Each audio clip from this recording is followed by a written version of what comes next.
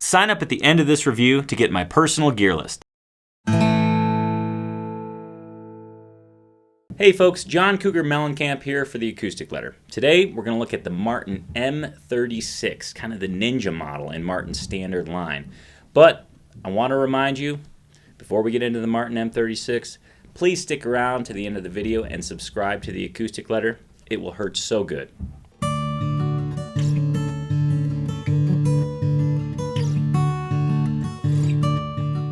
On to the Martin M-36. This guitar is, I don't think it's found in many showrooms, to be quite honest. It's not what we think of when we think of Martin guitars. We usually think of dreadnoughts, small bodies. This is kind of a combination of a small body and a big body. It's a quadruple O size guitar, or an M size. The Martin M-36 has a Sitka spruce top with a rosewood bridge and a bone saddle. It's bound in white with a white-black-white purfling on both the top and the sides. Underneath the top, we have 5/16 scalloped bracing that's forward shifted for maximum responsiveness out of this bigger body. The back and sides are rosewood, and the back features a three-piece rosewood back. The top is also done with a vintage toner to give it that slightly yellowed or aged look. The fingerboard is ebony. It's also bound in white. We have dot inlay.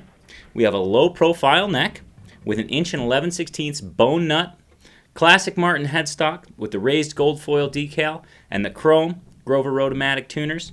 This guitar is really, really unique. It has a thinner body dimension and a bigger top, so we're expecting a lot of low end out of it, but also really great clarity and overall really solid responsiveness because we have a lot of surface area we're dealing with. So we're going to give the Martin M-36 a play so you can hear what it sounds like.